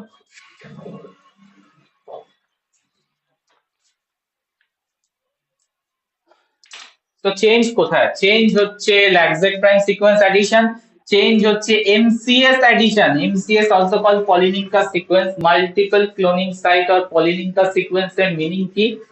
মাল্টিপল সিকোয়েন্স ক্লোনিং সাইট মানে হচ্ছে এই জায়গায়, এই রিজিয়নে মোর দ্যান 40 রেস্ট্রিকশন এনজাইমের কাটিং সাইট প্রেজেন্ট আছে স্মল সিকোয়েন্সের মধ্যে এমসিএস রিজিয়নের মধ্যে। পিবিআর এ কি ছিল? পিবিআর এ এরকম 40 রেস্ট্রিকশন কাটিং সাইট ছিল বাট ডিসপার্স ছিল, ডিফারেন্ট ডিফারেন্ট জায়গায় ডিফারেন্ট ডিফারেন্ট ছিল। Yes or no? বাট এখানে কি করা হয়েছে, অল রেস্ট্রিকশন টার্গেট সাইট গুলোকে ক্লাম্প করে একটা স্মল সিকোয়েন্স বানিয়ে দিয়েছে। ঠিক আছে, একটা স্মল এরিয়া বানিয়ে দিয়েছে যেখানে এই 30-40 এনজাইম ওই রিজিয়নেই কাটিং হবে, কোনো ডিসপারশন নেই, একটা জায়গায় কনসেন্ট্রেট করে দিয়েছে। বুঝতে পারছো কি বলেছি?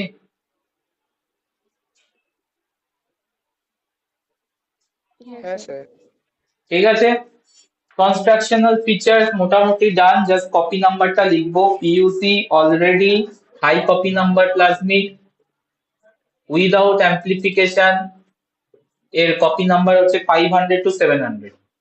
High copy number plasmid 500 to 700 copy number naturally. তো কনস্ট্রাকশনাল ফিচার্স চেক করব PUC with diagram. Constructional features already দিয়ে দিয়েছি, ডায়াগ্রাম দেবো।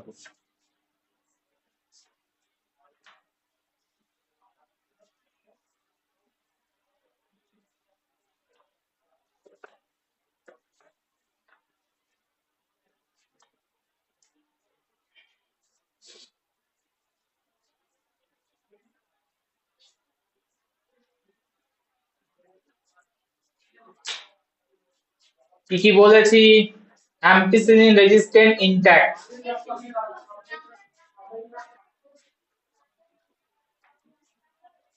নিউ একটা পোরশন ঢোকানো হচ্ছে টেট্রাসাইক্লিনের জায়গায়, সেটা হচ্ছে ল্যাকজেট প্রাইম।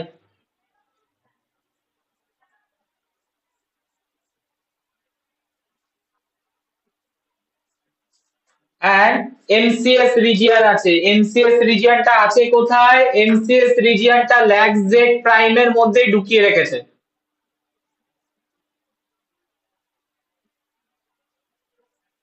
এটা হচ্ছে MCS or polylinker site। Constructional feature of PUC,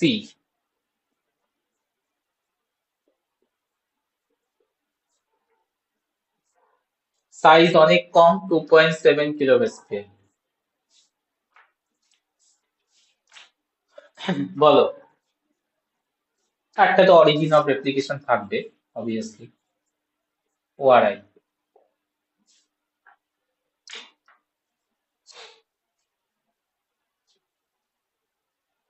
তো কাটিং সাইড কোথায় আছে? সব ক্লাস্টার করে দিয়েছে কাটিং সাইড এই জায়গায়, সব এখানে কাটিং হবে, আর কোথাও কাট হবে না, সব একটা জায়গাতেই কাটিং হবে, that is MCS region, unique cutting site. More than 30-40 enzymes এর কাটিং সাইট ক্লাস্টারিং করে কনসেন্ট্রেট করে এমসিএস বানিয়েছে, আর এমসিএস টাকে ঢুকিয়ে রেখেছে কোথায়? কোন জিনের আন্ডারে? ল্যাকজেট। ল্যাকজেট প্রাইম, ল্যাকজেট প্রাইম এর আন্ডারে। ঠিক আছে, হ্যাঁ তো স্যার। সিলেকশনে যাব। স্যার হ্যাঁ, বলছি যে ওই রো প্রোটিনটা এখানে থাকবে না? না রক প্রোটিন নেই বলেই তো ওর দেখো কপি নাম্বার অনেক বেড়েছে, 500 to 700।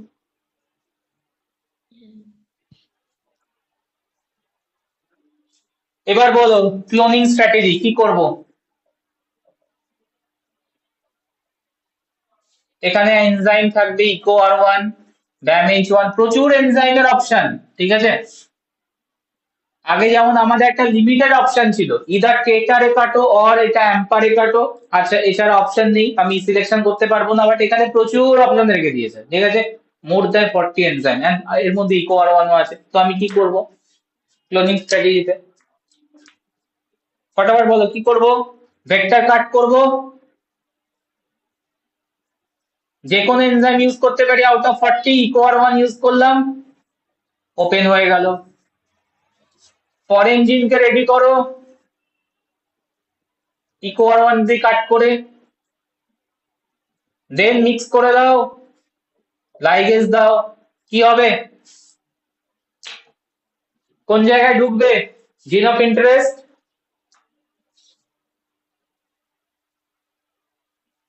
বলো। NCS.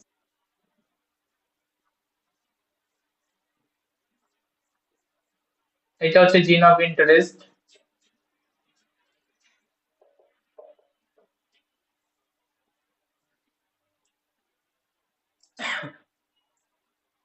যেটা ল্যাকজেট প্রাইমকে ডিসরাপ্ট করছে, দেখতে পাচ্ছ? এখানেও ইনসারশনাল ইনঅ্যাক্টিভেশন হচ্ছে, এখানেও ইনসারশনাল ইনঅ্যাক্টিভেশন হচ্ছে। যেখানে ইনসার্ট হচ্ছে জিন অফ ইন্টারেস্ট ল্যাকজেট প্রাইমের, এখানেও 10টা 11টা নয়, টোটাল 12টা। দ্যাট মিন্স ডান, ল্যাকজেট প্রাইমের কাজ কমপ্লিট।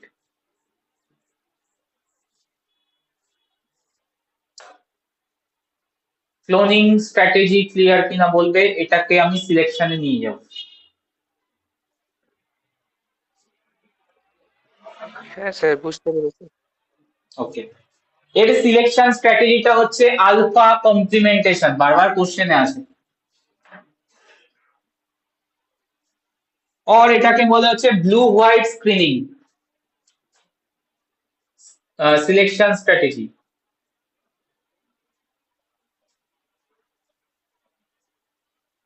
ব্লু হোয়াইট স্ক্রিনিং,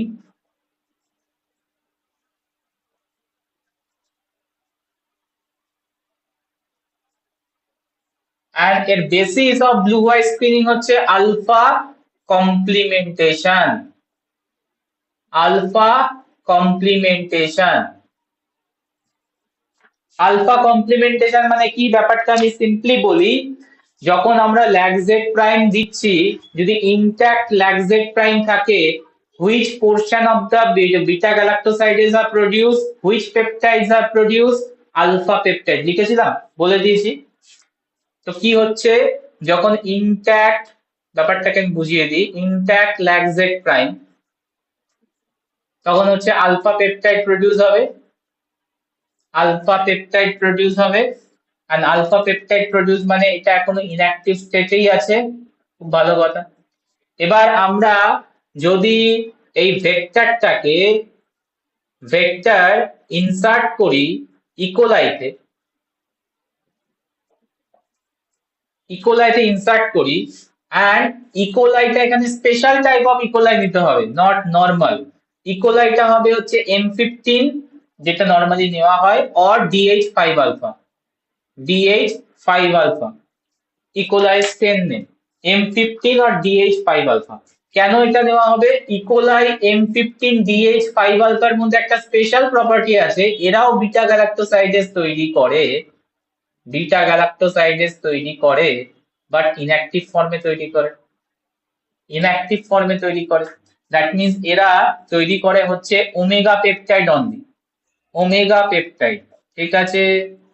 এবার এই ভেক্টরটার মধ্যে মানে এই ইকোলাই সেলের মধ্যে যখন ভেক্টরটা ঢুকবে, আলফা পেপটাইড আর ওমেগা পেপটাইড প্লাস হবে, alpha peptide plus omega peptide plus হবে, দুটোই ইনঅ্যাক্টিভ ছিল, এবার এরা কম্বাইন করে কি চলে আসবে, অ্যাক্টিভ বিটা গ্যালাক্টোসাইডেস। এত অব্দি বুঝছো না মাথার উপরে চলে গেছে বলবে? হ্যাঁ স্যার, বুঝেছি। বুঝেছি।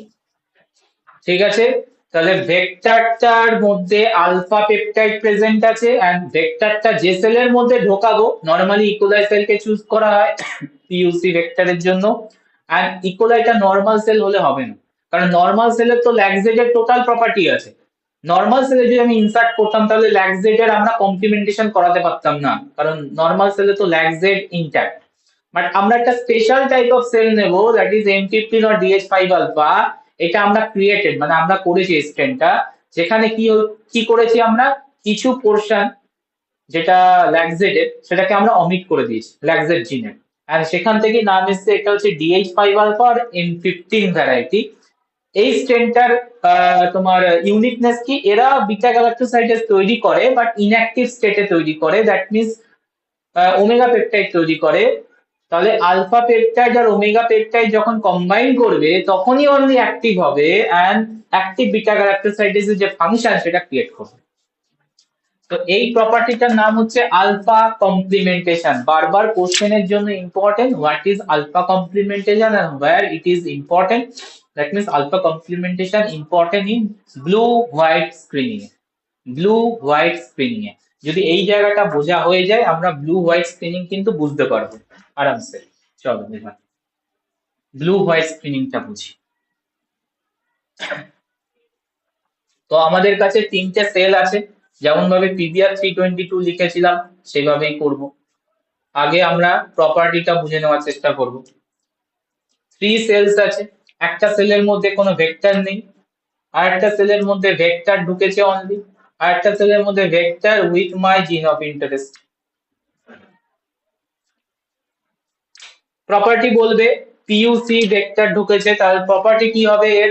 ল্যাগ জেড আর অ্যাম্পার। অ্যাম্পার সেনসিটিভ মানে অ্যাম্পিসিলিন সেনসিটিভ আর রেজিস্ট্যান্ট ফার্স্ট ক্যাটাগরি সেল বলবে। সেনসিটিভ। ল্যাগ জেড প্লাস না মাইনাস? মানে ল্যাগ জেড প্রাইমটা মাইনাস না plus? Minus. Good. Category 2 ampicillin positive, say resistant or sensitive?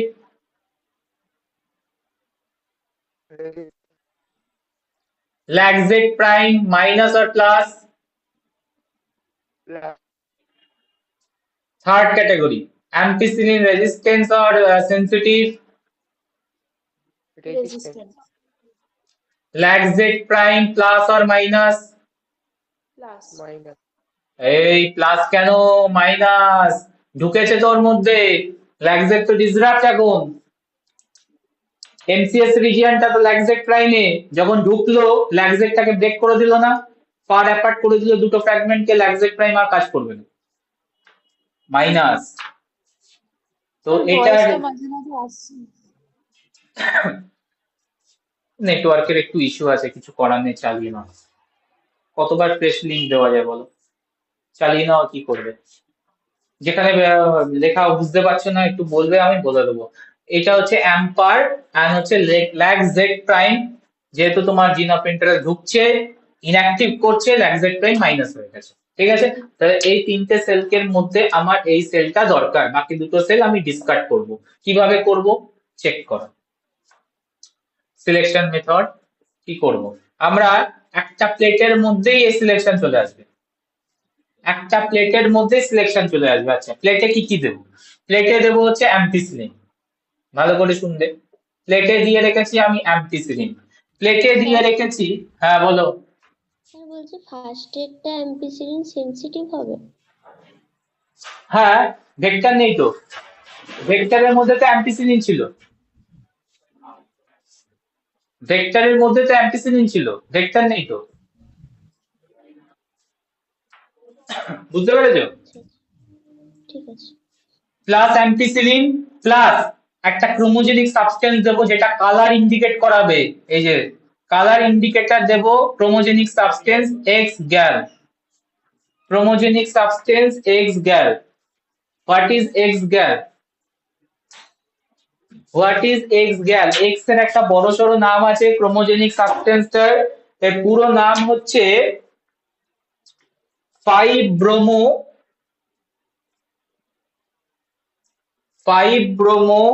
4-ক্লোরো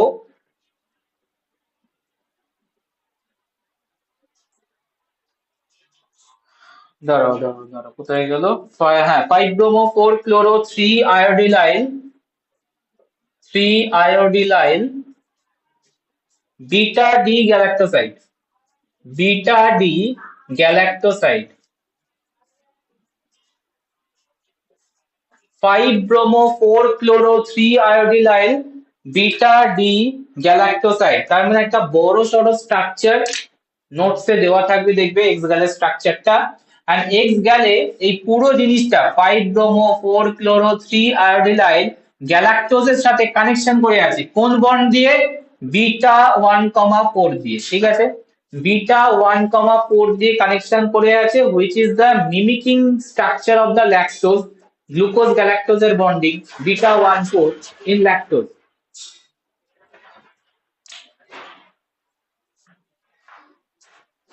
x গ্যালটাকে বোঝাতে পারলাম?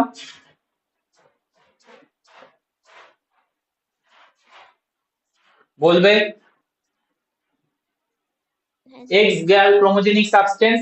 এখানে আমি বলে দিই, যদি তোমার অ্যাক্টিভ বিটা গ্যালাক্টোসাইডেজ থাকে কি হবে? অ্যাক্টিভ বিটা গ্যালাক্টোসাইডেজ থাকলে কি হবে? গ্যালাক্টোজকে আলাদা করে দেবে ফ্রম দিস 5 ব্রোমো 4 ক্লোরো এই লং স্ট্রাকচারটাকে। হ্যাঁ, যখনই আলাদা করে দেবে ও কালার দিয়ে দেবে ব্লু। তার মানে যেখানে অ্যাক্টিভ বিটা গ্যালাক্টোসাইডেজ সেখানে কালার আসবে blue pigment. Active galactosides break the beta 1,4 linkage between the galactose and the long structure of that chromogenic substance and ওটা হয়ে যাবে ব্লু। আর যেখানে inactive beta galactosides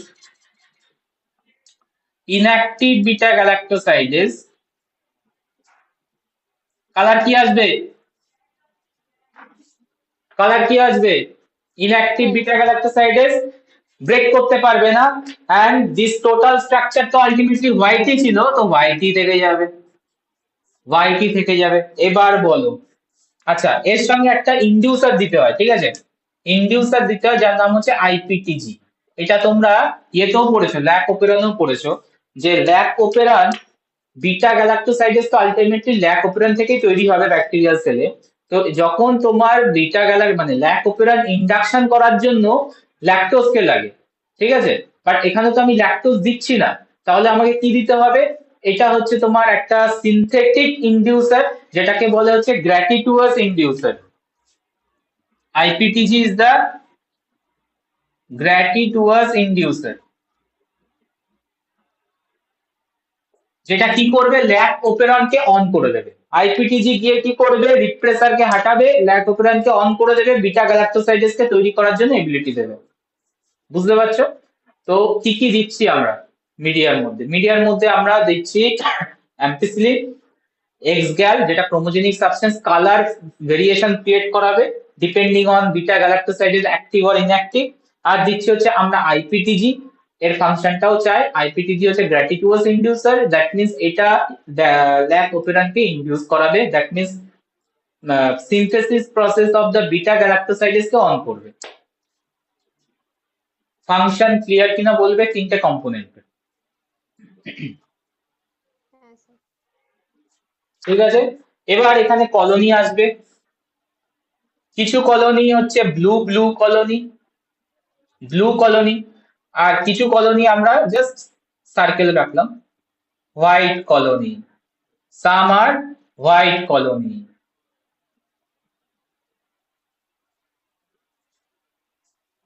তো কোনটা আমার সেল? Let's recognise. আগে বলো, ক্যাটাগরি 1 সেল এই মিডিয়াতে গ্রো করতে পারবে? ক্যাটাগরি 1 সেল এই মিডিয়ার মধ্যে গ্রো করতে পারবে? না। না। ক্রস করে দাও, তাহলে বেঁচে আছে এরা আর এরা, একই না?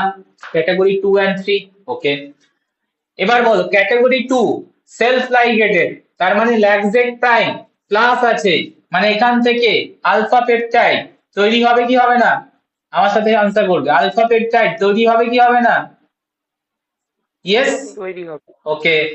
এটা তুমি যে সেলের মধ্যে ঢোকাচ্ছ ইকোলাই সেল, ইকোলাই সেল কি তৈরি করছে? ওমেগা পেপটাইড, ও তো কনস্ট্যান্টলি তৈরি করে যাচ্ছে, আর আলফা পেপটাইড এখান দিয়ে পেয়ে যাচ্ছে, কম্বিনেশনে অ্যাক্টিভ বিটা গ্যালাক্টোসাইডেজ তৈরি হবে কি হবে না?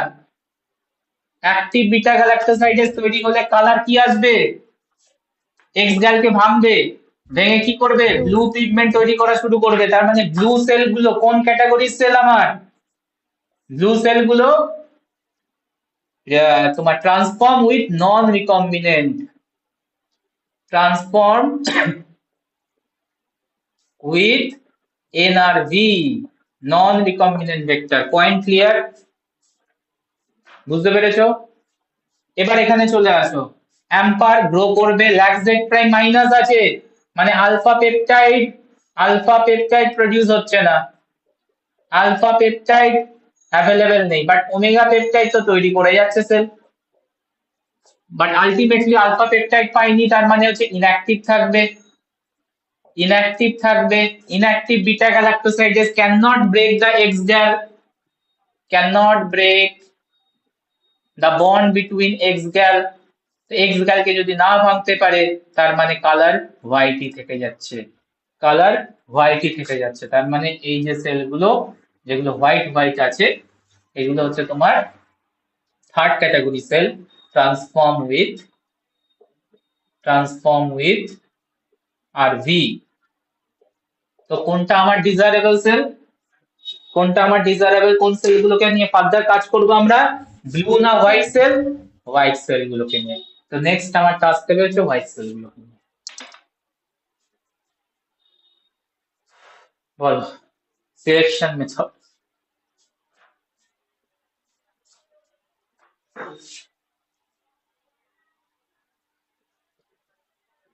ক্রিস্টাল ক্লিয়ার, বোঝা গেছে, জলের মতো পরিষ্কার।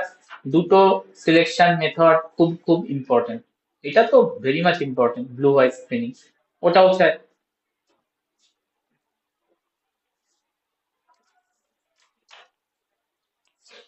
So two popular vector PBR 322 PUC, constructional feature পড়লাম, সিলেকশন স্ট্র্যাটেজি পড়লাম, এন্ড আমাদের প্লাজমিড ভেক্টর ডান। নেক্সট ক্লাসে যাব হচ্ছে ব্যাকটেরিওফেজ ভেক্টর।